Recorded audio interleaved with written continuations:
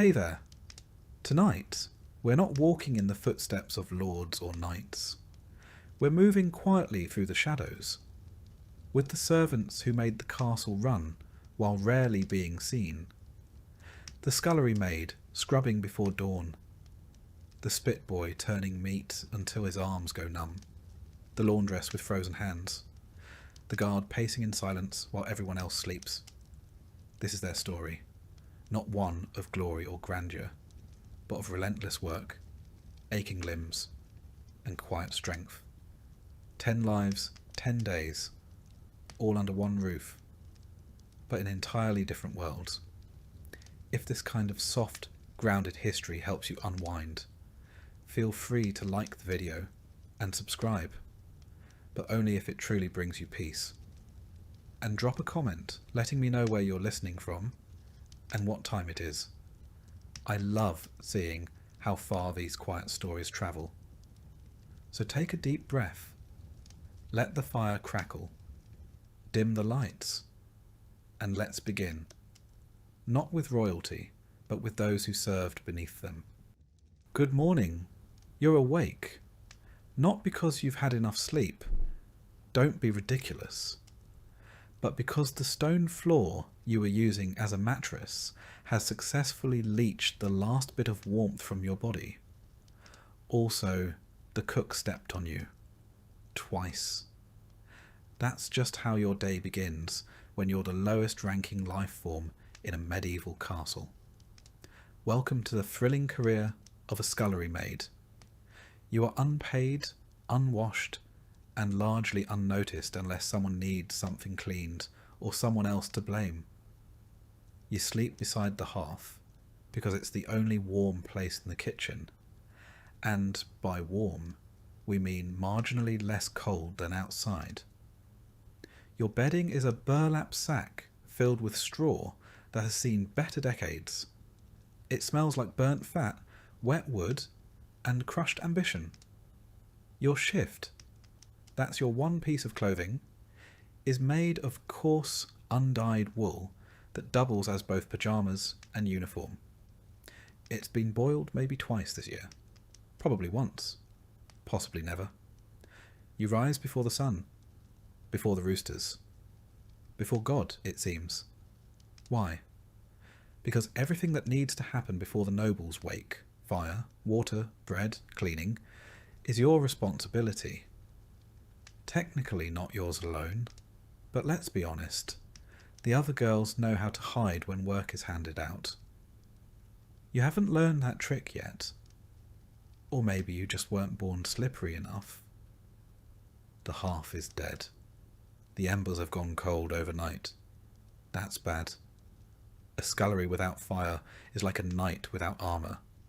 Still dangerous, but mostly just pathetic. You shuffle outside into the pitch-black courtyard, barefoot, because your shoes disintegrated last spring, and were repurposed as door insulation. The flagstones are wet and jagged. You gather kindling with hands too numb to feel splinters. Back inside, you crouch by the hearth and begin coaxing flame from damp wood and angry thoughts. Eventually the fire crackles to life, and you hold your fingers above it until they stop resembling corpse fingers. You're now ready for your next task, water. The castle does not have plumbing. It has you. You haul wooden buckets from the well. Gallons and gallons of water, heavy and sloshing, balanced on a yoke across your narrow shoulders. It takes multiple trips.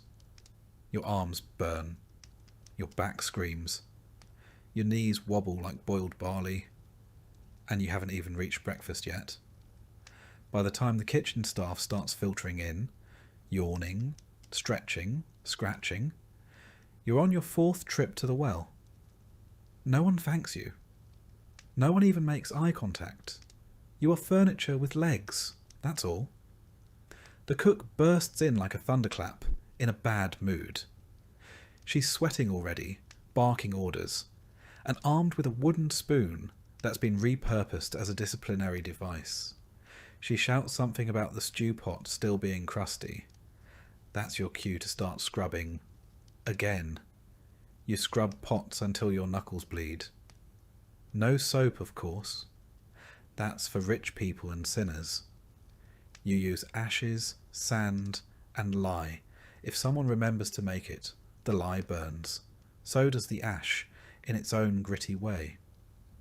You've developed something between a callus and a chemical burn on your right hand. The left one's worse. The scullery is a room of punishment disguised as a workspace. There's no ventilation. The one window is permanently clogged with soot. Everything smells like meat that's been boiled too long, and something else you don't want to identify. You spend most of your day hunched over basins, scraping grease from pewter trenchers, and slapping rats off the table with a ladle. Let's talk about rats. They run this place. You just work here. Mid-morning arrives. You haven't eaten. There's a heel of bread in your apron, hidden and dry as chalk. You gnaw on it behind the doorway, trying not to look guilty. You fail. A kitchen maid spots you, reports you, and now you're assigned to latrine pot duty for the rest of the week. Congratulations.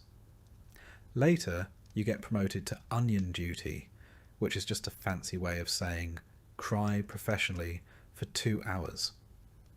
You chop onions until your face is a waterfall. No one asks if you're okay. Everyone assumes you're just weeping from your station in life. Around noon, the nobles take their first meal of the day. You carry in dishes, step precisely where you've been told, and do not make eye contact under any circumstances. Nobles don't like to be reminded that servants have eyes, or faces, or thoughts. You hold a pitcher for a full hour and are never asked to pour. Your arms go numb, that's normal. After the meal, you clean again. The same trenchers, now slick with gravy. Bones tossed carelessly under the table. Half-eaten pies, chewed grapes, and something that may have once been a fish. You scrape it all into the slop bucket. You're not allowed to keep scraps, but you might sneak one. Just once. Just the crust. Just the edge. Just enough to keep standing. Afternoon blurs into evening. You haul more water. You peel more roots. You mop the floor. You sweep the hall. You get blamed for the dog vomiting in the solar, even though you've never even seen the solar. Doesn't matter. You were there. Spiritually. As the sun sets, dinner prep begins. It's louder now. Hotter. The hearth is blazing, smoke filling the rafters. Someone drops a pot. The cook screams. A fire nearly starts. You slap it out with your apron and keep moving. You're allowed to eat again, this time from a shared bowl passed between 5 girls. The stew is mostly liquid. A floating root, a grain of barley, and a suspicious chunk that might be squirrel. Doesn't matter. You eat it. It's food. Finally, dinner is served to the nobles. You stand nearby again, a background character in someone else's pageant. Your feet are soaked. Your back is locked. You haven't spoken in hours except to say, "Yes, cook." "Sorry, cook." Or, "It won't happen again, cook," whether or not you know what happened. Night falls. Dishes again. More scrubbing. Bones stuck to the pan like medieval cement. Your hands are shaking now. Not from cold. From exhaustion. You're dismissed with a grunt. You crawl back to your sack near the hearth. The fire has dimmed to glowing embers. You press close to the stone for warmth. Your tunic is still damp. You smell like smoke, onions, and fatigue. Someone's already asleep beside you. Someone else is crying quietly. You don't ask who. You don't want to know. You lie there for a moment, not asleep, not quite awake, thinking about what came before this. You didn't choose this life. No one chooses to be a scullery maid. You are born into it. Your mother worked in the dairy until her back gave out. Your aunt did laundry until she caught fever from the river. Now it's your turn. You're part of the great medieval inheritance, suffering passed down like a ladle. There's no path up. You don't become a cook. You don't marry the steward. You don't get promoted to lady's maid and learn embroidery under soft candlelight. That's fiction. You grow older. Your hands get worse. Eventually, you're too slow to scrub the pots, and they replace you with someone younger, cheaper, and less likely to fall asleep standing up. So, you pay attention to the little things, the rhythm of the kitchen, the shifting alliances between servants, the unspoken rules of survival. Never correct the cook. Always share the driest part of the bread with the girl who's bleeding. Stay out of the steward's way. If you hear a noble's footsteps behind you, move immediately or risk being trampled, physically or socially. There's gossip, of course, the only currency the servants have. Someone swears the chamberlain is sleeping with the lady-in-waiting. Someone else says he's in love with the choirboy. Someone saw the knight with the red beard eat 5 figs and throw up into his own helmet. That one is probably true. When there's a wedding or a feast, it's chaos. 3 times the guests, 10 times the work, and no time for anything but frantic scrubbing and silent praying. The nobles celebrate, you blister. By the end of those nights, you're not even tired. You're hollow. And then there's winter, the worst of it. You work through your own cough, your own fever. You wear the same shift for weeks, layered with scraps. There are days when the water in your bucket freezes before you can get back to the kitchen. You keep going anyway, because if you stop, someone else takes your spot. And because you've been told that suffering without complaint is a virtue, especially for girls like you. You used to have a name. People used to say it. Now you're just girl. And maybe you there. You're not special. You're not a hero. You're just another invisible cog in the castle machine. And yet, the castle runs because of you. Because you get up before the sun. Because you know how to quiet a squeaky hinge with goose grease. Because you remember which bucket is clean and which one holds the mop water. Because you scrub the pans until they shine like coins you'll never hold. No statue will ever be carved for you. No song sung.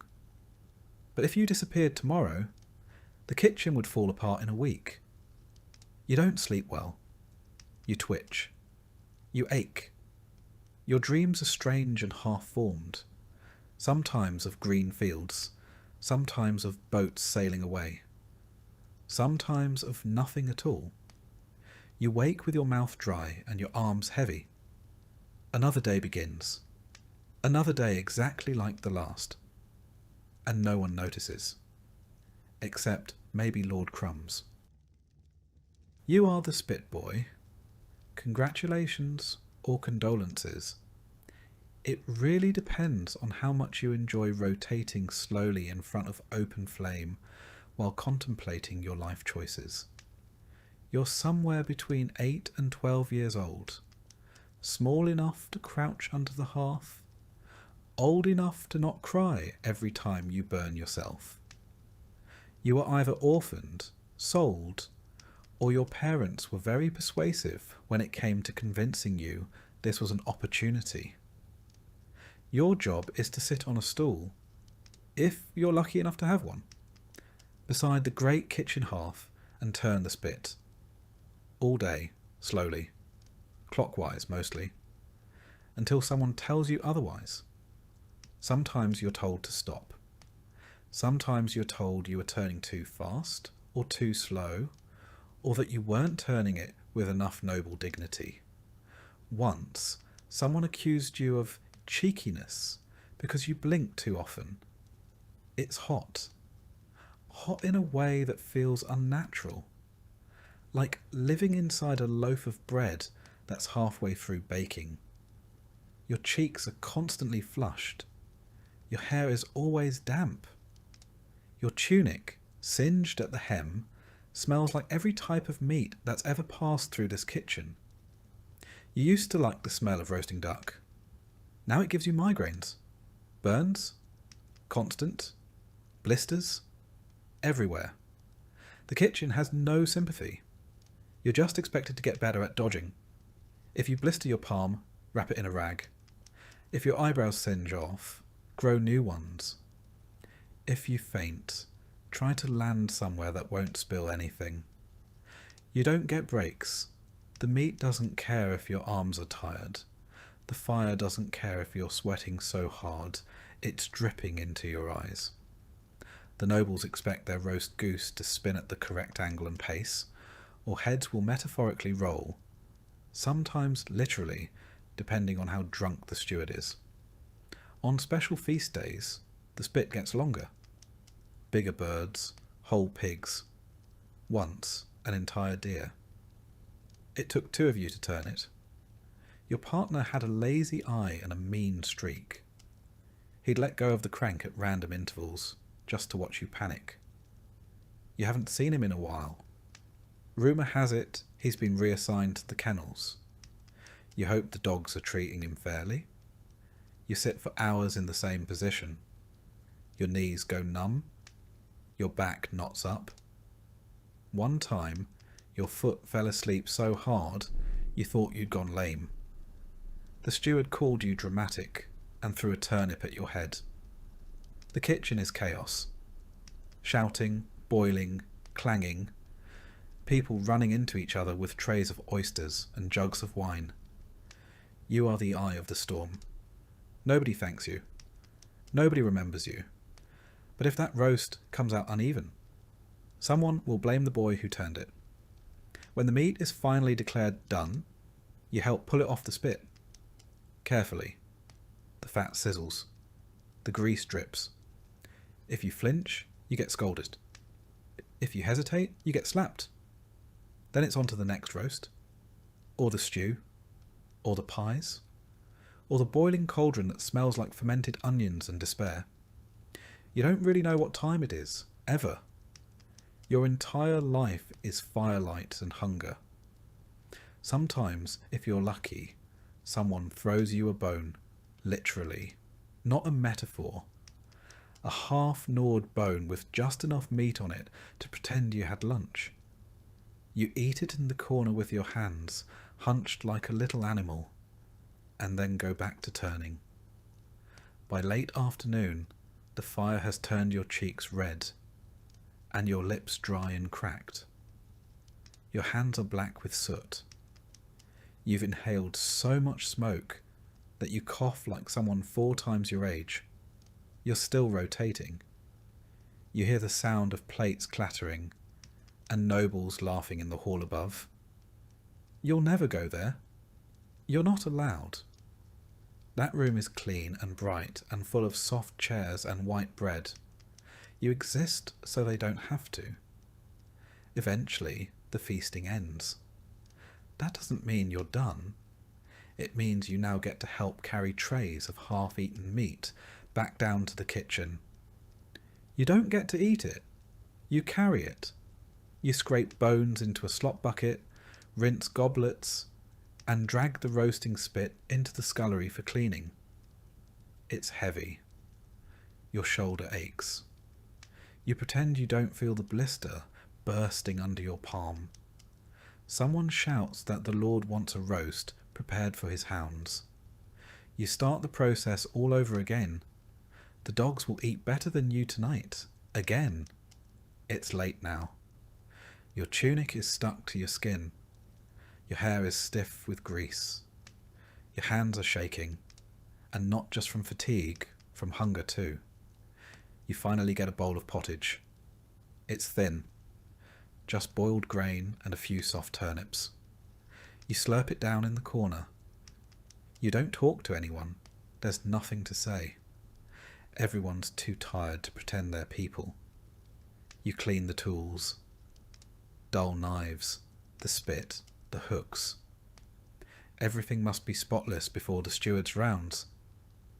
If he finds a smear of fat, you're scrubbing it with your own spit. If you're lucky. If not, you're on floor duty in the Lord's privy the next day. Night settles like smoke. The kitchen quiets. The last pots clatter into place. The cook finally stops yelling. You sit near the dying fire, too sore to lie down, too wired to sleep. A rat crawls past. You don't flinch. You're too tired to care. You think about your old life before the castle. You were a shepherd's son, maybe? Or your parents ran a mill? Maybe they still do. Maybe they forgot you. Or maybe they were just desperate. One less mouth to feed. There's no path out of this. The best you can hope for is that your burns heal properly and that your back doesn't twist too early. If you're lucky, maybe you'll graduate to assistant cook by age 20. If you survive that long. Winter is especially cruel. The castle walls are thick, but the draught still cuts through like a blade. Your station by the hearth should be a blessing. Warmth, light, fire. But it's not warmth, it's exposure. One side of your body roasts, while the other side freezes. You rotate like the meat. A human kebab of fatigue and frostbite. You don't have proper shoes. You wrap your feet in scraps and try not to stand in puddles. When you walk, your knees pop like old door hinges. When you crouch, you wonder if you'll ever uncrouch. There are days your fingers are so stiff from cold and burns you can't tell if you're holding the spit or it's holding you. And your health? You don't have that. Your cough has become part of your personality. Your skin peels from heat rash, then cracks from cold air. You smell constantly of scorched fat, which sounds delicious, but makes people avoid you. You've burned the same forearm so many times it looks like overcooked pork. No one offers a remedy. The apothecary is for nobles. You're told to rub it with pig lard and keep turning. The hierarchy in the kitchen is strict. You are beneath the kitchen maids, beneath the butcher's assistant, beneath the boy who fetches eggs. You are the lowest. Even the dog that begs for bones is higher than you. At least it gets scraps. Sometimes the steward nods at you. That's the highlight of your week. You wonder, not often but sometimes, what your life might look like if you ever left. Then you remember, spit boys don't leave. They either grow up to be other kinds of servants, or they don't grow up at all. You settle into your spot by the hearth again, legs folded, arms hugging your knees. The flames are lower now, but your skin still burns where yesterday's blisters cracked open. You stare into the coals and imagine what it might feel like to be warm without hurting. You don't know. You've never felt that. Outside, snow is falling. Inside, meat is sizzling. And in between them, forgotten and ignored, you keep turning, like you always do. You know how every castle or town needs someone to deal with the human waste? That's you. You're a gong farmer, which is a polite medieval way of saying professional human filth remover. If it goes in the chamber pot, you take it out. If it ends up in the latrine, you get it back out again. You are the bottom of the bottom, scraping the literal cesspit of society. And somehow, it's a real job. One that paid better than some others. But before you get excited, remember, It paid better because no one else wanted to do it. Your shift starts at night. Not because you're nocturnal, but because no one wants to smell or see you during the day. You're banned from public markets until you've bathed. Not that bathing helps. The stink doesn't wash off. It lives in your pores now. You're the reason people cross the street and pretend they didn't see you.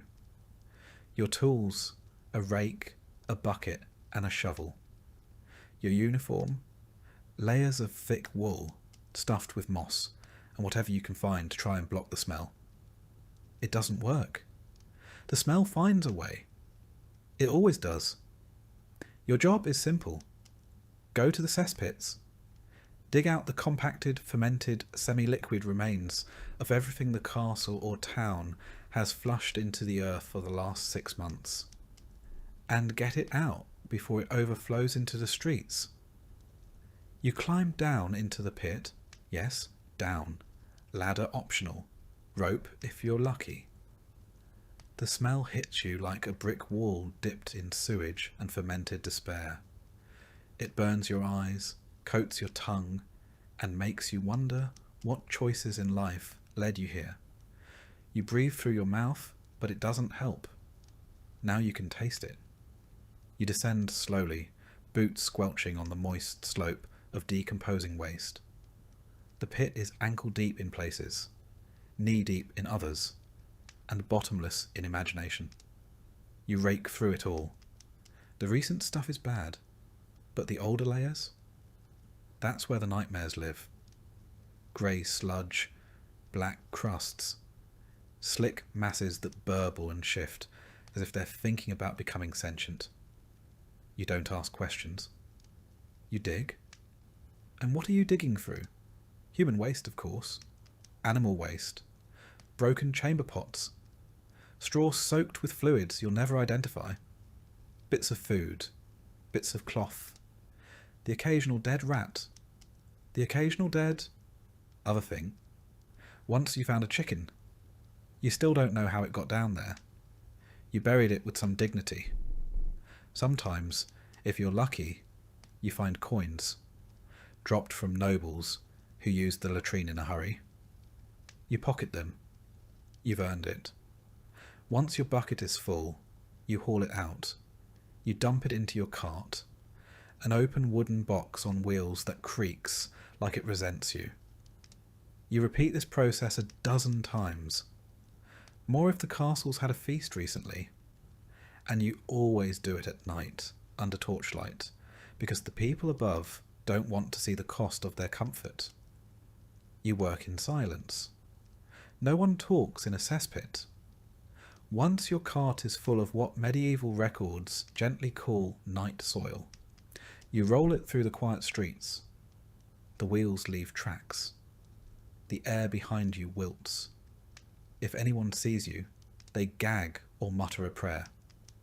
One kid once threw a cabbage at you. You threw something back. You're not proud of it.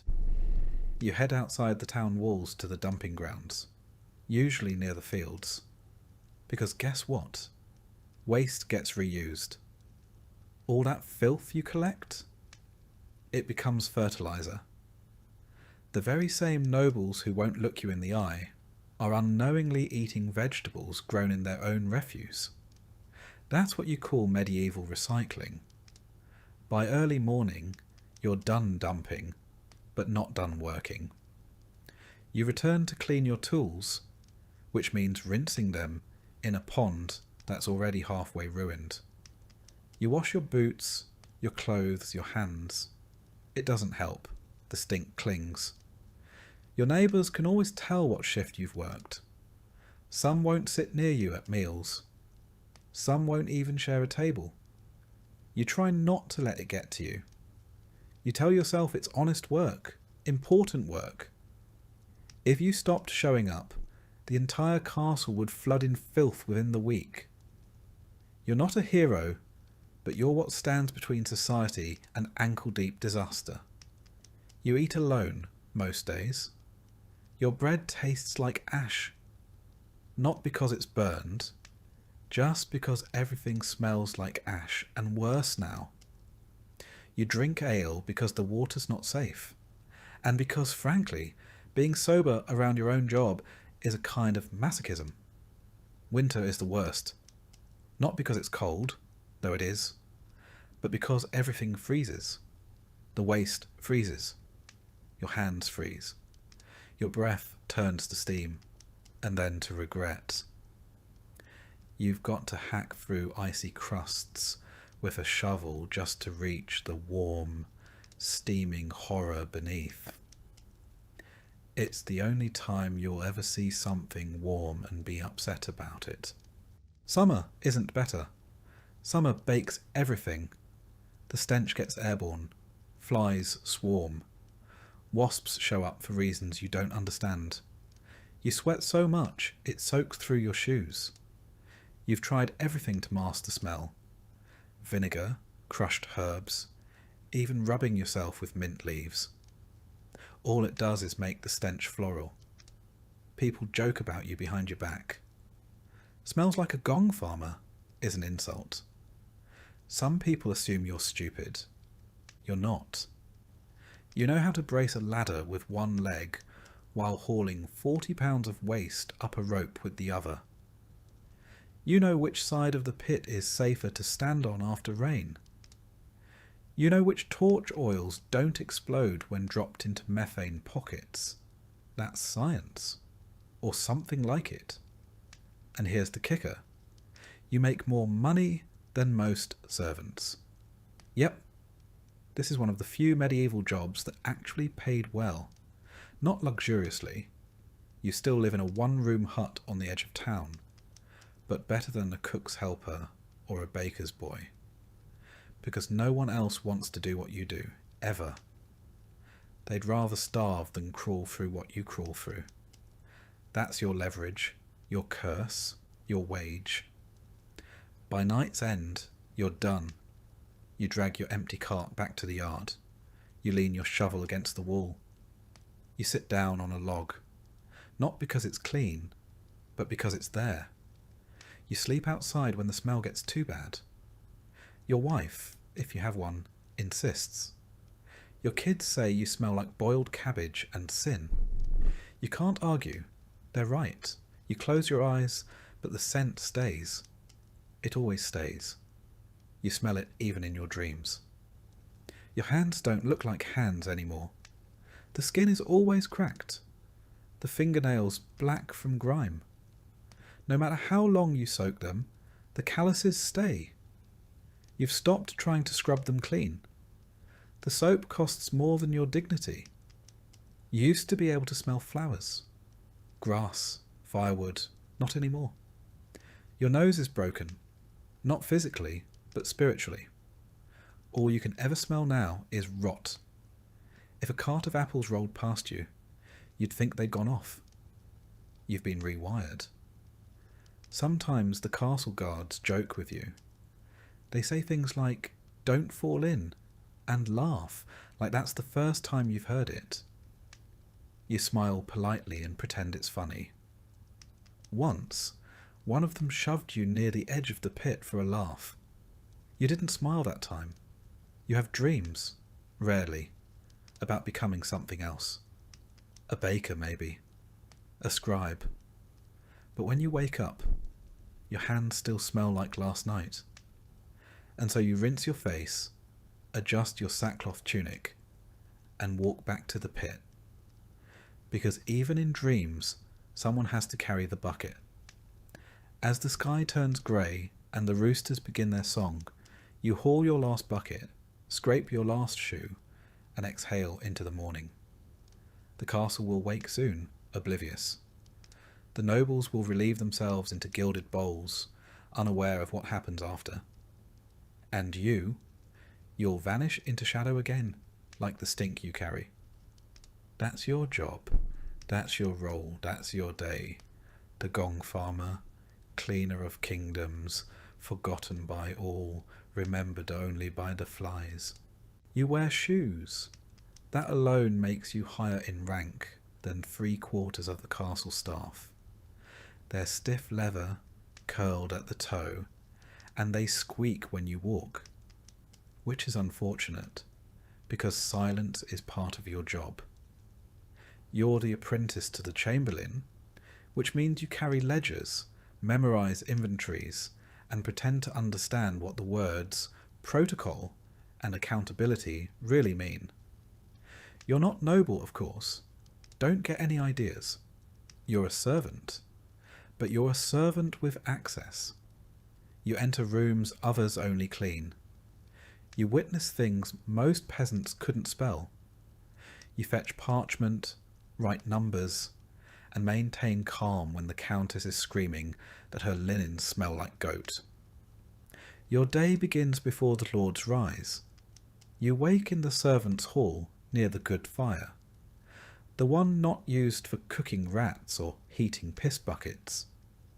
You splash water on your face, comb your hair with your fingers, and brush your tunic clean with your own sleeve.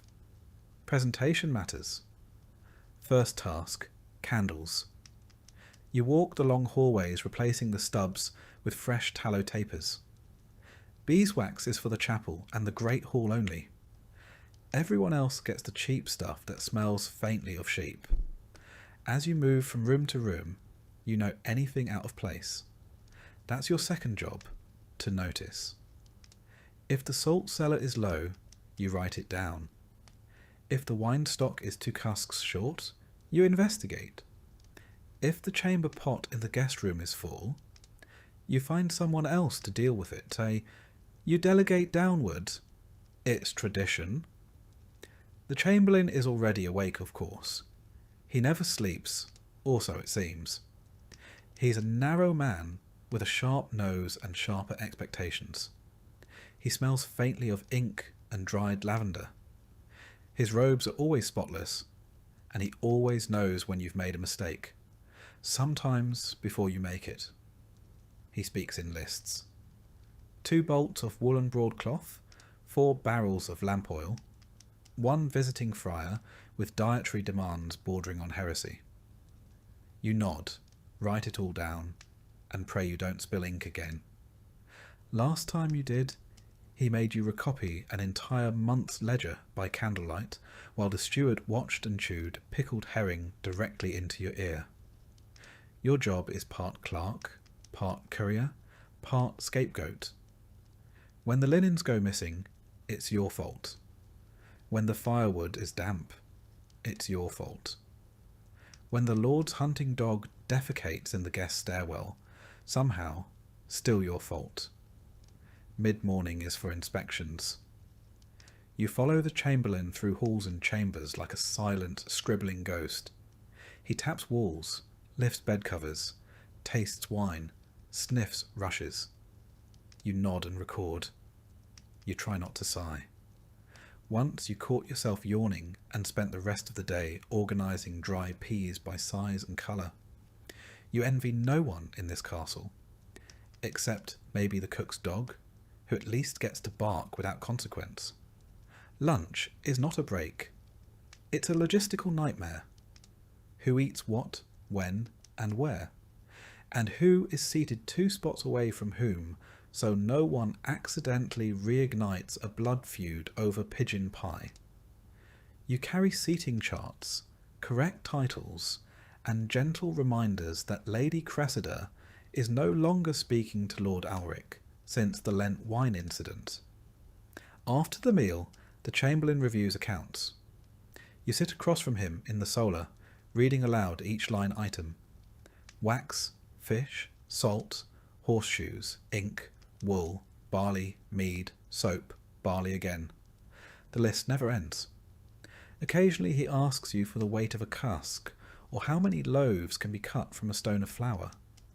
If you hesitate, he raises one eyebrow. You'd rather be slapped.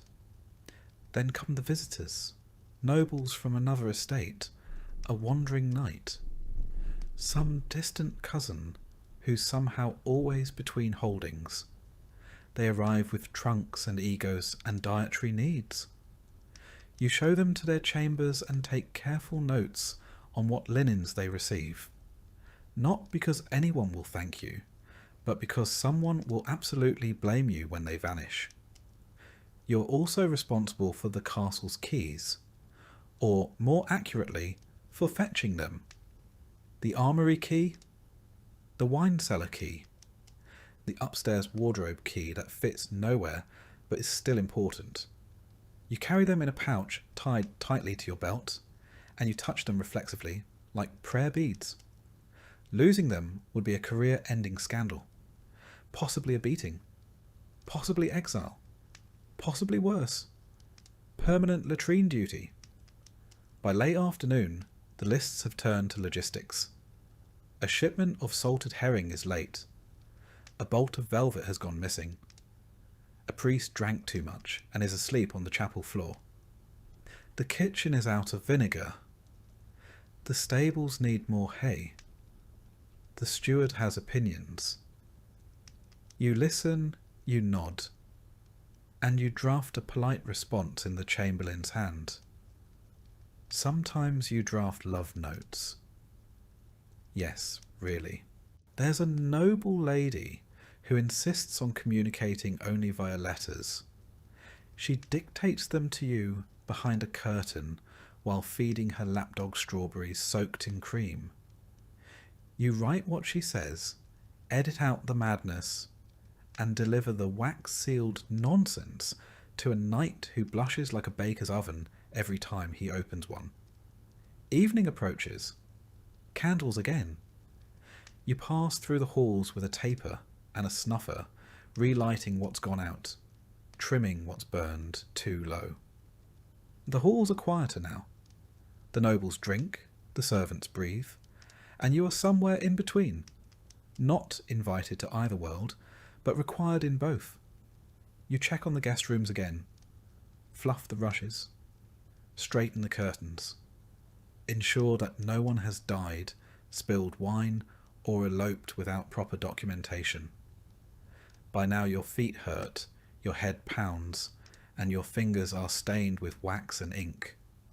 You haven't eaten since morning, but you won't eat until the chamberlain finishes his supper and dismisses you. Sometimes he forgets. You sit outside his chamber for an hour while he recounts stories from his youth to a bored page boy who probably dreams of becoming a knight. You doze with your chin in your palm and your stomach caving in. Eventually the door opens. You're dismissed with a flick of two fingers. You bow, murmur thanks, and retreat to the servants' quarters. Your bunk is narrow. The fire's out. Someone else has stolen your blanket again.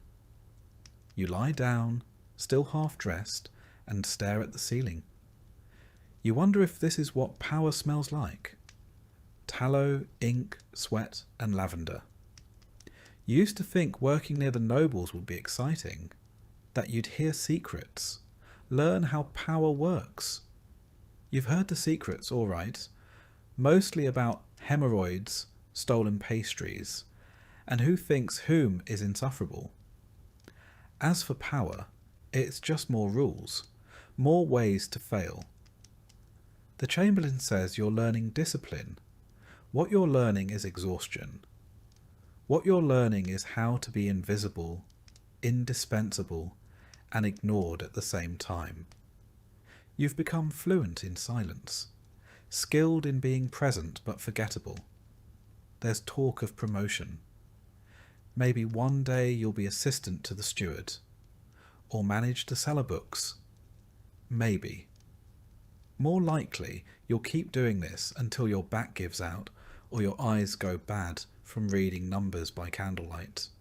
There's no pension, just a slower decline, and still you show up, because your work keeps the chaos stitched together, because the castle doesn't run without you, because someone needs to make sure the salt stock matches the winter ration plans, and because if you don't, someone will notice. You drift off to sleep counting barrels in your head. You dream in inventory. You wake when the first bell rings. It's still dark. You stand up, stretch your aching legs, and adjust your squeaky shoes. It's time to relight the candles. And begin again. The other servants tolerate you. Barely. You're not one of them. Not anymore. You wear cleaner clothes. You use words like allocation and inventory. But you're not one of the nobles either. They forget your name even as you light their hearths and refill their inkwells. You exist in the middle, a walking reminder that power trickles down slowly and responsibility floods upward. And still, you show up. Because showing up is what keeps the castle standing. And tomorrow, like today, you'll carry the lists, count the candles, and be blamed for everything that goes wrong. You start your day in a barn that never quite sleeps. The horses stir before the sun rises, snorting clouds of steam into the frozen air, hooves clattering softly in stalls layered with straw and the occasional rat. You are the stable boy. That means you shovel, you brush, you haul, you get kicked, often, but mostly you apologise to creatures that outrank you in both grace and nutrition. You sleep in the hayloft above the main stable, if you can call it sleep. The floorboards are thin, and the horses below never stop shifting. You hear everything. A tail swishing, a hoof stomping, the unmistakable sound of something large defecating very close to your pillow. Your hands are already cracked before dawn. You pull on the same stiff boots, the same sour-smelling tunic, and climb down the ladder. The cold hits you like a slap from God. You start mucking out the stalls. One by one. Shovel, pitch, shovel again. It's not glamorous. It's not even tolerable. But it has to be done before the master of horse arrives, or else you'll spend the morning with a split lip and a lecture on discipline. You work fast, but not too fast. Moving too quickly spooks the horses, and spooked horses are worse than angry nobles. They bite, rear, and crush. You've already broken 2 fingers and once got a hoof to the ribs that left you coughing blood for a week. Still you love them, the animals. They don't lie. They don't yell. They don't pretend to be better than you. The stable smells like hay, manure, sweat, and horse, which is somehow worse and better than anything inside the castle. You don't mind it anymore. You've stopped smelling things the way regular people do. You know the scent of a healthy stallion versus one with colic. You can tell when a horse is nervous just by how it breathes. These animals make more sense than most people. After the stalls are cleared, you fetch feed. Heavy sacks of oats and hay bales stacked high in the loft. You lower them one by one, careful not to twist your back again like last winter. You nearly passed out and the master said, "He's faking it," before throwing a bridle at your head. Feeding is a delicate dance. Some horses are greedy, some are shy. Some will bite your hand if you reach at the wrong moment. You've got scars to prove it.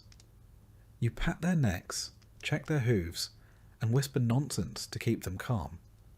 They know your voice. They trust you more than most nobles ever will. Mid-morning means grooming. You brush, curry, clean hooves, and untangle manes. You pluck burrs, wipe noses, and scoop more dung than you care to count. If the lord is riding, you polish the tack until it gleams. Not because he'll notice, but because the master of horse will. And if anything is amiss, it's your hide that gets tanned, not the leather. Sometimes the nobles bring dogs into the stable. Hunting dogs. Loud, twitchy things with more pedigree than sense. You clean up after them too. No one ever says thank you. When the lord decides to ride, and he always decides last minute, everything changes. The stable turns into a whirlwind. You saddle his best gelding, the one that doesn't like to be touched. You check the straps 3 times. You wipe the bit with a cloth. You make sure the stirrups are exactly how he likes them. Too short, of course. Because fashion over function is eternal. Then you stand aside, quiet and invisible, while he mounts. If the horse fidgets, it's your fault. If he slips in the mud, it's your fault. If he falls and breaks a nail, it's probably still your fault. You'll hear about it for weeks. In the meantime, you fetch fresh water, sweep the yard, and stack more hay. The smell of leather and sweat clings to your skin. Your shoulders ache, your arms throb. You've pulled muscles you didn't know existed and bled in places that shouldn't. You get a break sometimes, but it's not restful. You sit on a stool, sip warm ale from a tin cup, and stare at the dust motes drifting through the air like exhausted ghosts. You don't talk. Your jaw hurts from clenching it. Your body hurts from existing. But the horses still need brushing. In winter, it's worse. Your fingers go numb even inside gloves. The troughs freeze. The breath from the horses steams in the cold like dragon smoke. You break ice with a hammer just to get them a drink. Sometimes you wonder if anyone inside the castle even knows the stable has no insulation.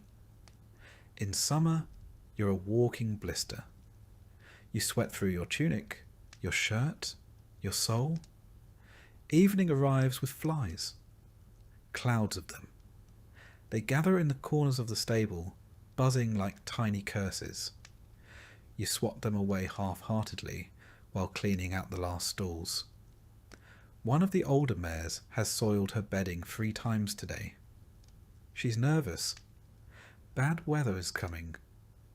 You feel it in your joints, the way the air shifts. You know before the sky even darkens. You sweep again. You rake again. You scrub the troughs with a fistful of straw and an old brush that lost its bristles 2 years ago. No one replaces it. No one notices but you. The master of horse checks in one last time. He grunts if he's pleased. He yells if he's not. You've learned to measure your day in the distance between his voice and your face. You sneak a few carrots from the feed room. One for the grey mare, who doesn't bite. One for the chestnut, who only bites strangers. They nuzzle your hand with soft velvet noses. It's the closest thing to affection you get. When the sun goes down, you climb the ladder to the hayloft again. Your bed is a pile of rags and straw. It smells like mildew and saddle oil. You lie down in your clothes. There's no point undressing. You'll only have to put it all back on in 5 hours. You listen to the horses breathing. You listen to the wind pressing against the wooden slats. You count hoofbeats in your dreams. You'll be up before dawn. Again, no one at court knows your name. They call you boy, even though you're nearly 17, and your back creaks like a drawbridge. When you pass in the halls, they wrinkle their noses. Not because you're rude, but because you smell like a life they don't want to imagine. Still, some nod. The kitchen maid leaves you crusts. The blacksmith grunts a greeting. Once, a knight gave you a silver coin because you calmed his stallion before battle. You still have it. You don't plan to spend it. It's proof that you're not invisible. You're not stupid. You know you won't rise high. There's no ladder from stable boy to steward, no horsebrush that turns into a sword. You're not going to become a knight, not even a squire. But you know animals, and that's something. You know how to wrap a wound, calm a foal, and spot a lame leg before it gets worse. You matter in a quiet way. You've seen what happens to boys who can't take it. They leave, or break, or disappear one night after a whipping. No one asks questions. You do your job and keep your head down. In bad weather, the stables leak. In summer, the hay rots. In winter, your breath ices on the rafters. But the horses are still there, waiting, breathing, trusting. And that's enough. Not always, but most days. So you close your eyes, listening to the weight of hooves in straw, the creak of wood, and the soft breath of creatures that never judged you. Tomorrow it starts again. You are the stable boy, and the horses need you. You don't stay for the praise. There isn't any. You stay because the horses know your voice, because they nicker when they hear your boots, because in a world full of orders, lies, and punishments, this is the one place where you're trusted, not for who you are, but for how you move, how you speak, how you listen. And that kind of trust, that's rare, even in a castle. You wake up with a paw in your mouth. Again, it belongs to a turnspit dog, short-legged, long-bodied, vaguely miserable, like a sausage with trauma. He's sprawled across your straw pallet, snoring softly, his fur matted with kitchen grease, and what might be duck fat. You don't mind. He's warm. And honestly, he smells better than most of your co-workers. You're the turnspit dog keeper, which means you are the invisible, overworked, underfed bridge between noble cuisine and the medieval animal treadmill. Yes, that's a thing. The dogs run, the spit turns, the meat cooks, and someone has to make sure the dogs don't die, snap, or sit down mid-roast. That someone is you. Your shift begins before the fire's even lit. You get up, stretch your back until it clicks, and immediately step in something wet. Hopefully water. Probably not. The dogs are restless. They know what's coming. You haul the first of them from the pallet. A stubborn mutt named Snipe. He bites you.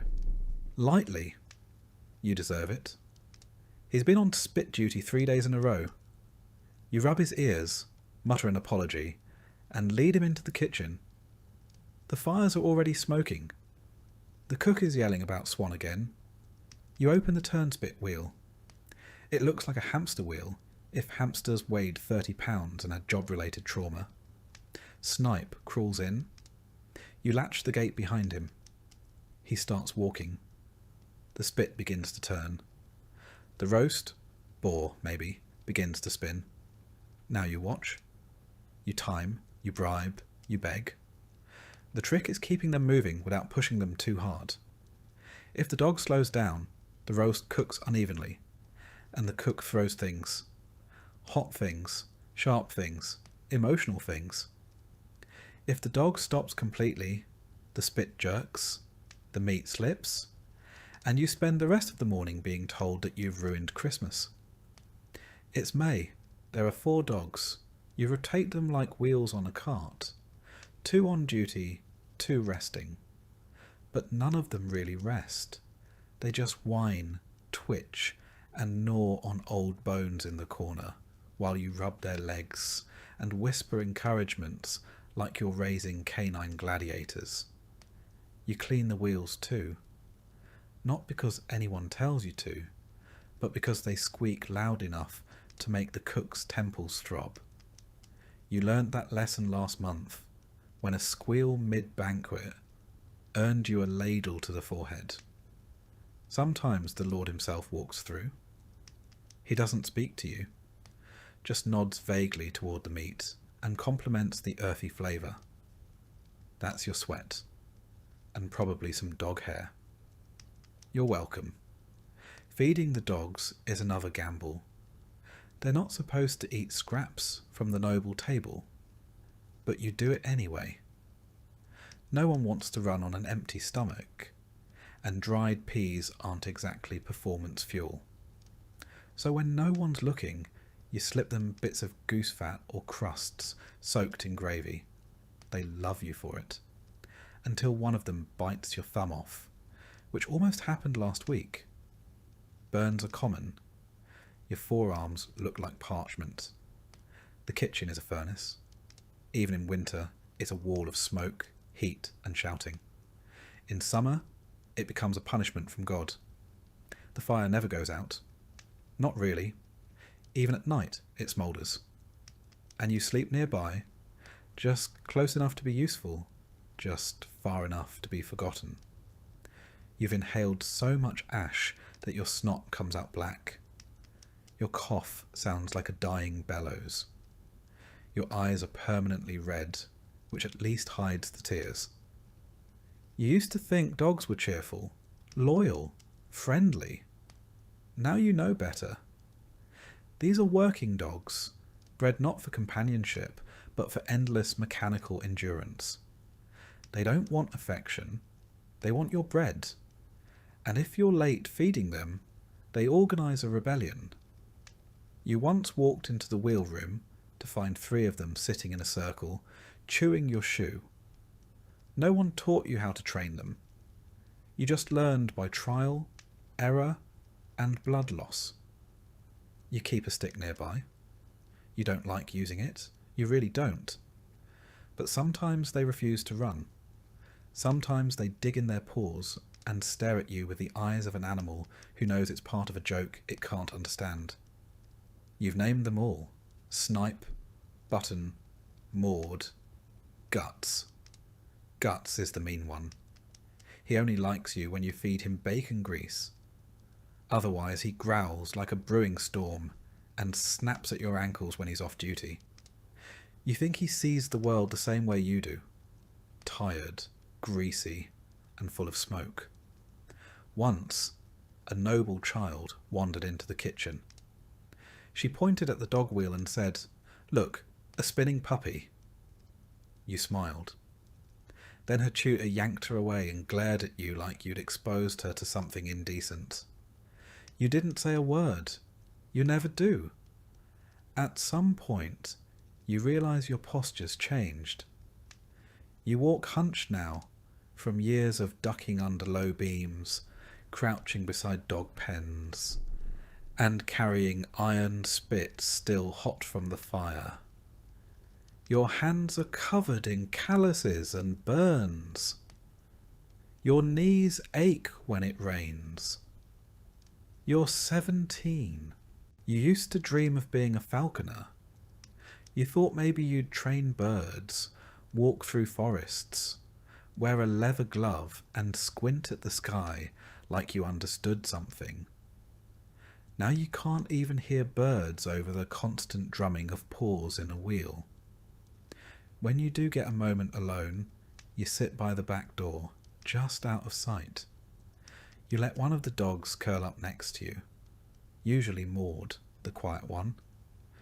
She's the only creature in the kitchen that doesn't demand anything. She just breathes, warm and real, and you rest your head against the side for a minute. Maybe 2. Then the bell rings again.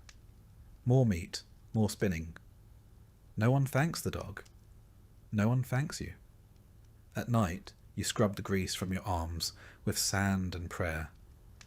You curl up in straw, listening to the slow pant of sleeping dogs and the lingering sizzle of fat in the hearth. You dream of running. Not from anything, just running. And the wheel keeps turning. Sometimes you hear the nobles talk about the charm of rustic kitchens. They mean the decor, the roasted swan, the smell of herbs they think came from the garden, and not from the sweat of the scullery maid who harvested them barefoot in the dark. They don't know you exist. They don't know the dogs exist. If they do, they think it's quaint. A detail for the minstrels to include in their songs. The turning hounds of House Wexford, or something equally oblivious. You once overheard a bard say that turn-spit dogs enjoy the exercise. You nearly choked on your own laugh. You've learned a strange patience working here. You don't argue. You don't complain. You just keep the wheel turning. You feed the dogs, tend the injuries, clean the wheel, and hope the day ends without blood. You've seen worse. One boy got his hand caught in the gearing last year. He doesn't work here anymore. You're not sure if he died or just became someone else's problem. You have a small cloth pouch hidden behind a beam. Inside is a bit of cheese you've been saving, a button shaped like a flower, and a dog's tooth. Guts lost it during a particularly bad day. You keep it like a relic, a reminder that even the meanest dog can break under pressure. Your ears ring from the shouting, from the heat, from the spin. Your bones hurt. Your stomach is never quite full. But every once in a while, one of the dogs nuzzles your arm after a long run, and in that brief, strange moment, you feel seen. Not by the castle, not by the cook, but by something living. And for now, that's enough. Because in this place, even the smallest kindness, a warm side, a steady breath, a dog that doesn't bite, is worth holding on to. Especially when the fire never goes out and the wheel never stops. You fall asleep to the sound of paws on wood, and wake to the same, as if the night itself is on a spit, slowly turning. You wake well before dawn, in darkness and cold. The castle walls don't hold warmth, not for the likes of you. The embers in the hearth are long dead, and your breath fogs in the air above your rough blanket. You sit up, every joint stiff from yesterday's labour. Your hands are already sore, though you haven't touched water yet. You are the laundress. And that means water, soap, fire, and pain. You dress quietly, pulling on a damp wool kirtle that smells faintly of smoke, tallow, and lye.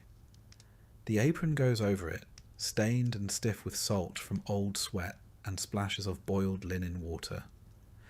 You wrap a scarf around your hair, shove your feet into cracked leather shoes, and move like you're already late.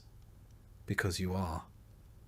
The castle is mostly asleep as you pass through the cold stone halls, carrying a basket filled with the previous day's laundry.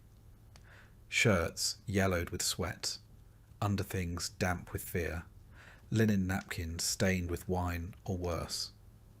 Some of these pieces belong to nobility, and any error, any shrinking, tearing, staining, will be treated as a personal offence. You've seen girls dismissed over a scorched tablecloth. You've nearly been whipped over a missing chemise. In the courtyard, you fill 2 wooden buckets at the well. The pump groans. The water splashes cold and loud in the morning silence. You carry the buckets balanced on a yoke over your shoulders. It digs into your skin with every step. Past the smokehouse, past the scullery, to the yard where the great copper boiling pot waits blackened over yesterday's ashes. You light the fire underneath with trembling hands and flint. By the time the water starts to steam, the air is sharp with smoke and your fingers are red with cold. You mix in a scoop of lye, made from hardwood ash you soaked and filtered last week. The liquid goes cloudy. You stir it with a long wooden paddle, careful not to let it splash. The burns on your arms are still healing from the last time you slipped. With the lye water heating, you sort the laundry. Coarse linens in one pile, fine ones in another. The lord's shirts and the ladies' undergarments are treated with reverence, not for what they are, but for what happens to you if they're returned imperfect. Woolens stay separate. You don't boil wool. You've seen a full cloak reduced to the size of a doll's coat in one careless afternoon. You begin with the soak. Linens go into the hot, lye-laced water and are stirred gently to loosen the stains and stench. Then comes the scrubbing. At a flat stone slab near the well, you kneel and press a servant's tunic down hard against the rock. You rub soap into the fabric, black soap, made of tallow and lye, harsh on the cloth and worse on your hands. You scrub it in strokes, knuckles whitening.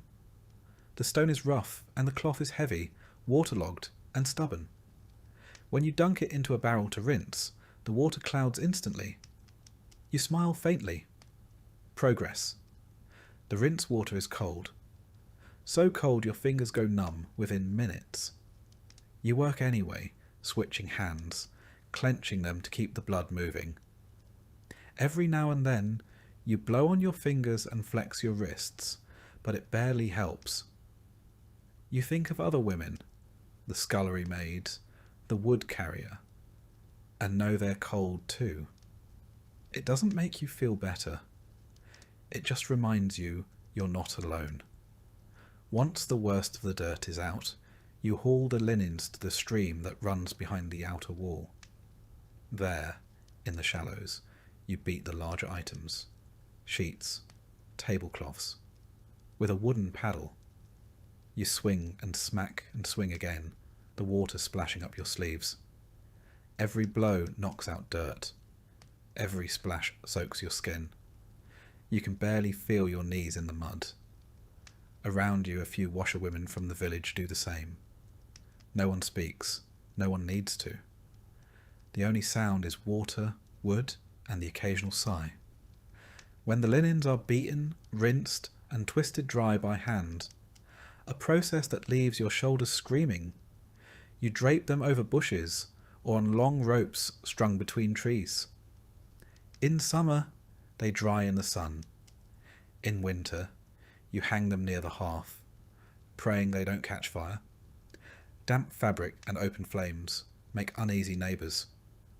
You tend the fire again, check the boil, stir the next batch, fetch more water. You lose track of time in the repetition. Haul, soak, scrub, wring, hang. By midday you can't feel your forearms.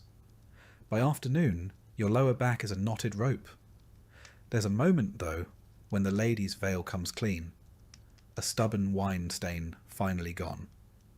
You hold it up, steaming, white against the smoke-dark sky, and feel a flicker of pride. Brief. Then you spot a fray at the hem and mutter a curse. You'll have to patch it and pray no one notices. When all is hung and steaming gently in the afternoon wind, you sit for a moment on an upturned bucket, just to breathe. You tear a bit of crust from the pocket of your apron. Hard bread, mostly stale, but food all the same. You chew slowly and watch the linen dance in the wind. Then you're back at it, collecting the dry, folding the crisp, cold shirts, checking for mist stains or lingering damp. You sort the noble garments into a separate basket, laying a cloth between each folded item like layers of armour. You will deliver these by hand, quietly, without making eye contact, without drawing attention. You are invisible. You must stay that way.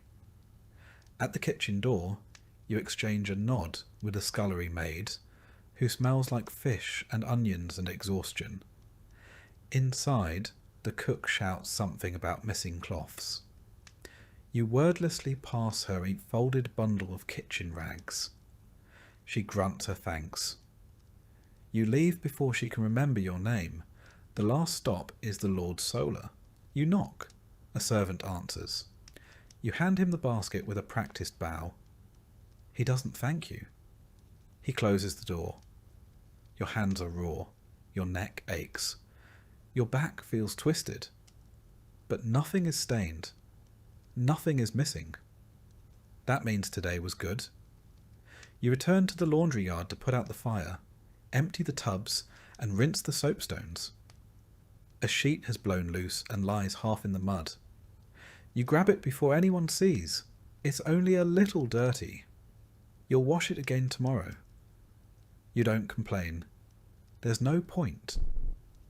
At last, just as the sun begins to set behind the battlements, you sit again, this time longer. You hold your hands out, toward the fading warmth of the fire, and feel the pain pulse back into them. Your nails are chipped. Your fingertips are peeling. But they still work.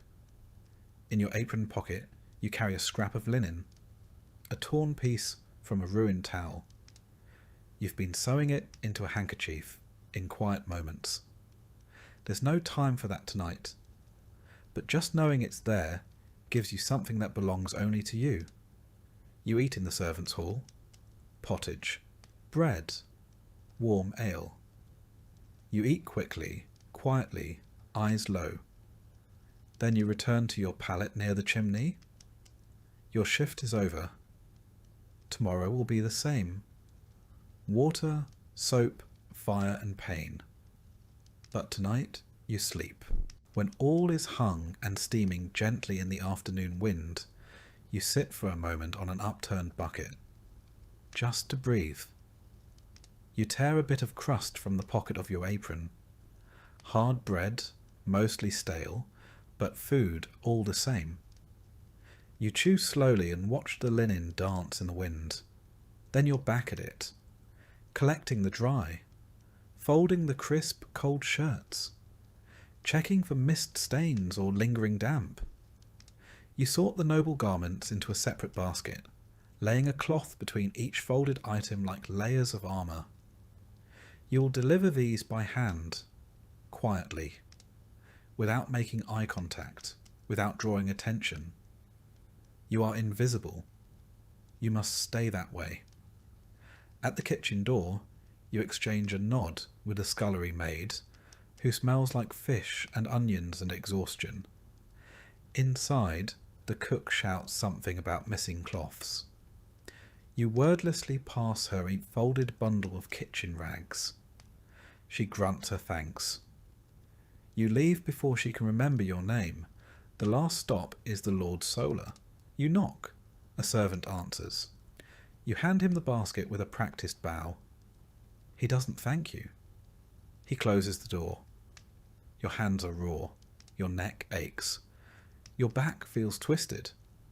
But nothing is stained. Nothing is missing.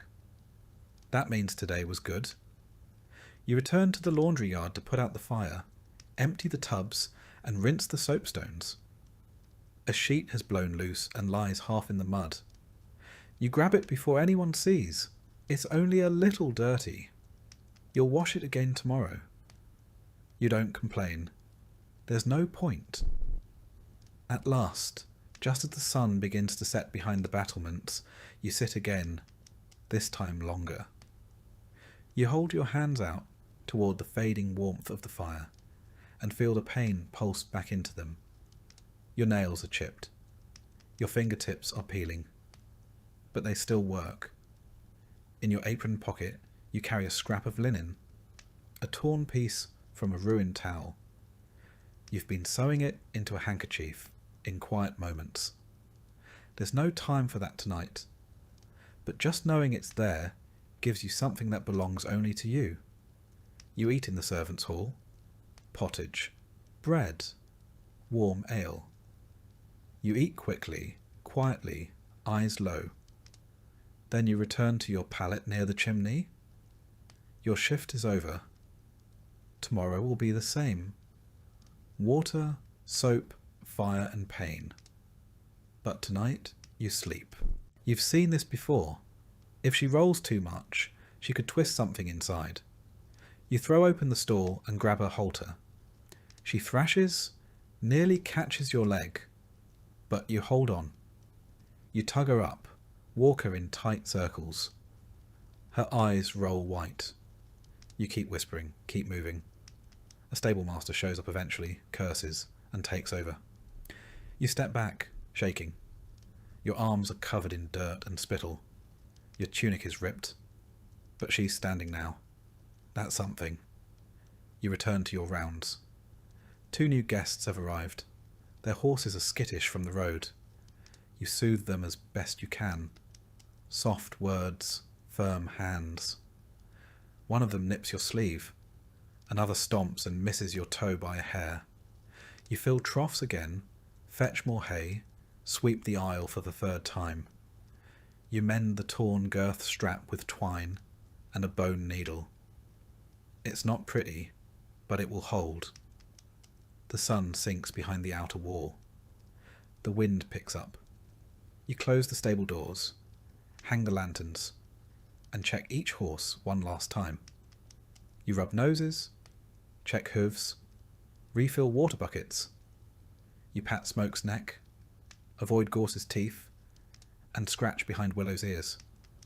When it's all done, you climb the ladders to the loft. You peel off your boots and flex your raw feet. You're covered in dust, hay, and sweat. But no one was kicked, nothing burned, no horses escaped. That makes it a good day. You eat a second meal in the loft, some cheese you traded a favour for, and a hunk of onion bread too hard for the kitchen to keep. You chew slowly, legs tucked beneath you for warmth. Outside, the castle glows faintly with torchlight. Laughter floats from the great hall. Somewhere, a minstrel plucks a lute string. You hear it through cracks in the wood. It sounds like a dream someone else is having. You don't mind. The horses below shift in their stalls. One snorts, one whinnies softly. They're settling, same as you. You lie back in the straw, arms folded under your head. Your fingers ache. Your knees crack when you stretch. Your back feels like a plank. But you are not dead, and none of the animals under your care are either. That counts for something. You think about the stories they tell, about knights, kings, tournaments. They all forget the boy who saddled the horse, who mucked the stall, who whispered to the animal that would carry a lord into glory or death. That's fine. You're not here to be remembered. You're here to work, and to sleep when the work is done. The wind rattles the shutters. Below you, hooves scuffle. And slowly, slowly, the weight of the day pulls you down into sleep. Your last thought before sleep is of a hoof print, perfectly stamped in the mud, rimmed with frost, still steaming from the warmth of the horse that left it. It won't last. It'll vanish by morning. But for now, it's real. And so are you. You wake with a jolt, the butt of your spear still clutched in one hand. You must have nodded off. Again, but only for a moment. You're sure of it. The brazier beside you is nearly out. Just a few orange coals crackling faintly in the darkness. You rub your eyes, shift your weight on the cold stone bench, and peer through the arrow slit beside you. Still night. Still fog. Still your watch. You're the castle guard. Not a knight, not a soldier. Not a man-at-arms with songs written about him.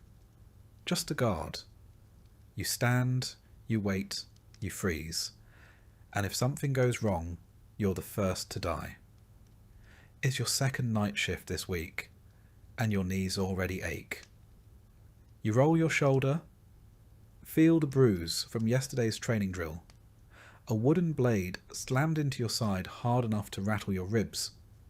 The sergeant called it a learning moment. You called it something else, silently. Your job is simple. Watch the gate. Watch the wall. Walk the perimeter when the bell strikes the hour. Report anything strange. And don't fall asleep. You listen for the bell now. Distant.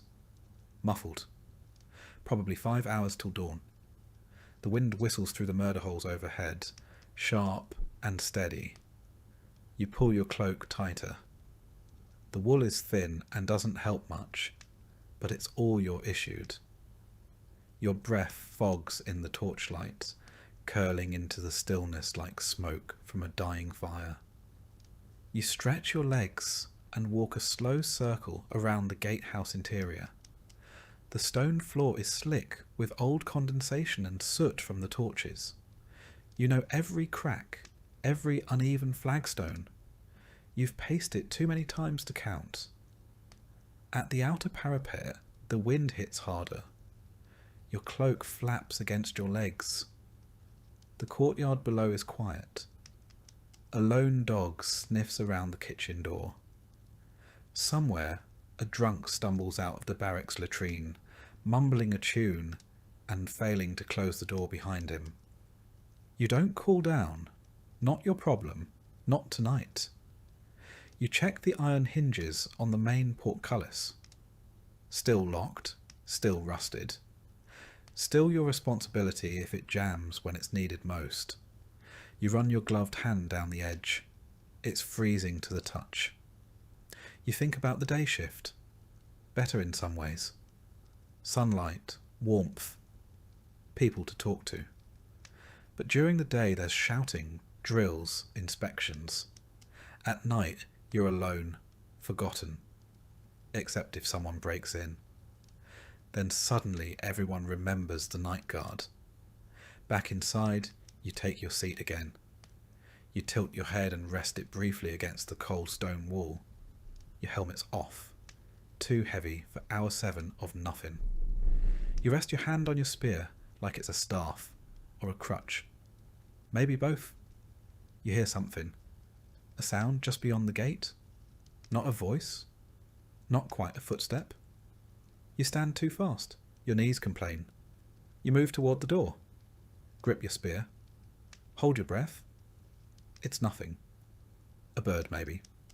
Or the gate settling in the frost. You wait a few moments longer, then exhale slowly and return to your post. False alarm. You're jumpy tonight. Can't afford not to be. You sit again, slowly. Your joints creak like a drawbridge. You pull a strip of dried meat from your pouch. Cold, hard, a bit of gristle stuck to the edge. You chew slowly, jaw aching. This is dinner. Once, a noble boy sneered at your meal as he passed. He had a pastry in one hand and a silk handkerchief in the other. You didn't say anything. You just kept chewing. That's what guards do. Keep chewing. Keep watching. Keep standing. Until they don't. You remember your first winter watch. Toes numb for days. Fingers purple. Skin cracked and bleeding. You learned the trick of wrapping wool inside your boots, layering grease cloth under your gloves. It helped. A little. Midnight bells toll. You stand and make your round. From the eastern tower to the west, past the armoury, past the chapel. You pause there. Light flickers in the chapel window. The priest must be praying again. He never sleeps either. You climb to the wall walk and scan the woods beyond the outer bailey. Black trees sway in a sea of mist. The moon casts a pale stripe across the fields. You see no movement. You see everything. You think of your mother's farm, of harvest moons and cider, and wonder if she's still there. You hope she is. You make it back to your post just as the brazier dies completely. You don't bother relighting it. The cold keeps you awake better anyway. Sometime after the last bell, the captain arrives. His boots echo on the stone as he enters. He doesn't speak at first, just looks you over, checks the ledger, taps the pike rack once with the butt of his halberd. Still breathing? He asks. Barely, you answer. He grunts, then passes by without further word. He never says, "Good work." You're not here for praise. You're here because someone has to be. He leaves. You stretch once more, rotating your shoulder. The fog is lifting. The sky to the east is beginning to pale. Soon the bells will ring for morning prayer, and your shift will end. The day guards will arrive, loud, well-rested, and freshly shaven. You'll nod, hand off your spear, and disappear back into silence. You descend the tower steps and make your way to the barracks. Your cot is rough. The blanket smells of mildew and smoke, but it's yours. You peel off your cloak, Set your boots beside the bed and sit a long moment before lying down. As your eyes begin to close, you hear the castle come alive, shouting in the yard, buckets clanking, the cook's voice barking orders. You've earned your sleep, but you know you'll be back tonight. The castle doesn't guard itself. There was a time last year, you still remember it, when bandits tried to storm the gate. Not many, just 6 or 7 desperate men, starving, drunk on stolen wine. They came after midnight, thinking the wall guards were asleep. You weren't. You sounded the bell. You shouted. You held the gate while others armed themselves. One of them, a tall one with an axe, almost made it to the portcullis. You caught him with a spear thrust through the ribs. He collapsed at your feet, died gurgling in the dirt. You didn't sleep for 3 nights after that, but no one thanked you. The steward sent down an extra crust of bread. The sergeant nodded once, said, "You did your job?" That was it. You did sleep eventually. And when the bruises faded and the frostbite healed, you were posted right back on the gate, because now they trusted you to stay awake. That was your reward. You shift your weight again, bones grinding. Your hip has a knot in it from years of leaning on stone. You ignore it. You've gotten used to ignoring things. Hunger, cold, the sneers of nobles, the fear of being the first to die if anything truly bad happens. And yet, despite everything, there's pride. Not the kind people toast in halls, but the kind that keeps your back straight when no one is watching. You keep the castle safe. That matters, even if no one sees it. You adjust your gear one last time before bed. The leather straps of your jerkin are cracked, the iron studs dulled from years of wear. Your helmet, dented at the rim, hangs beside your bunk. You should replace it. You won't. It still works. Around you the other guards breathe deep in sleep. Some snore. One twitches as if fighting in his dreams. You envy them. They've done their part. Now they rest. You lie on your side and stare at the wall. The mortar lines look like roads on a map, winding and uncertain. You trace them with your eyes until they blur. Somewhere above, in the solar, nobles stretch in feather beds. Below them, you sleep with a knife under your pillow and your cloak wrapped around your feet. And still, if something were to go wrong in the dead of night, it would be you they send first. Because that's what castle guards are for. You close your eyes, and for a few precious hours you don't have to watch anything. You rise in silence. It's not that anyone is asleep near you, it's that they're all long gone. The scullery maid is curled up by the hearth. The stable boy has vanished into straw. The cook's snores echo faintly through the kitchens. But your work begins now. In the hollow hours no one else wants, you are the night watchwoman. You're not a guard exactly. You don't wear armour. You don't carry a sword. But you walk the halls with a lantern in one hand and a key ring in the other. And if something catches fire, if someone cries out, or if something moves that shouldn't, it's your problem. You wear soft shoes, patched and tied with scraps of cloth. You move without echo, that's the rule. Your dress is wool, thick and plain, with extra layers underneath, because the corridors at night are cold enough to crack teeth. Your lantern clicks once as you light it. The tallow candle flickers, casting long shadows across stone. You check the nursery first. 2 noble children, sleeping fitfully beneath embroidered quilts. You don't know their names. You know when they have fevers, though. You know which one wets the bed. You straighten the blanket and leave without a sound. Next, the Hall of Tapestries. Grand scenes of battles and blood and glory. You pass them slowly, your flame dancing in the glassy eyes of long-dead knights. Something creaks behind you. You don't turn around. Just keep walking. You're not paid to be scared. You pass the library next. It's locked, but you check the door anyway. The last time it was left open, rats chewed through a manuscript, and the steward barked about it for a week. You jiggle the handle. Firm, you move on. The chapel is quiet. A votive candle still burns at the altar. You pause to snuff it, not out of irreverence, but caution. Last winter, a stray ember nearly caught the drapes. You touch the iron candlestick to make sure it's cold, then continue. You climb a narrow stairway, lantern held high. Your legs ache. This is your third round tonight, and the castle isn't small. You walk with purpose, not hurried, not slow. Your ears stay sharp. You hear the creak of wood, the scuttle of mice, the faint drip of condensation off stone. You know every sound the castle makes. What's normal? What isn't?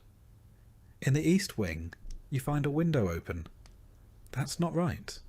It's latched from the inside during supper hours, and no one has reason to open it now. You set your lantern on the floor and close the window quietly. You don't report it. The steward doesn't believe in ghosts. You do. You check the laundry room next. Rows of steaming linens hung from rafters earlier are now stiff with cold. You tug one cloth down, a noble's cloak. Someone left it too close to the wall torch. The hem is singed. You sigh. You'll fix it yourself before anyone notices. You take the cloak with you, folded under your arm. You'll mend it in the still hour before dawn, when the fire is low and your fingers shake from exhaustion. The kitchen corridor is next. A pot left on the hearth still steams faintly. You lift the lid. Onion broth, thin and sour. You dip a crust of bread into it, careful not to take too much. Just enough to feel like a person again. You don't eat with the others. You're not on their schedule. No one saves you a plate, but you've learnt which shelves hide a wedge of cheese or a shriveled apple. The cook pretends not to know. Maybe she pities you. Maybe she once walked these same halls. You check the stair to the Lord's Solar. You do not go up. You're not permitted. That's where the other world lives. The world with feather beds and warmed slippers and voices that ring with command. You just watch it from below. You head toward the servant dormitory. A baby cries behind one door. You knock gently. A mother opens, bleary-eyed. You pass her a flask of warm water. She nods, thanks you without speaking. You leave her to it. Sometimes, when the castle sleeps, the walls feel alive. Not haunted exactly, but heavy with all the lives passing through them. The floor beneath your feet was scrubbed by 1,000 women before you. The stone arch above you was carved by someone who's been dust for centuries. You don't feel small, you feel connected. That's what keeps you moving.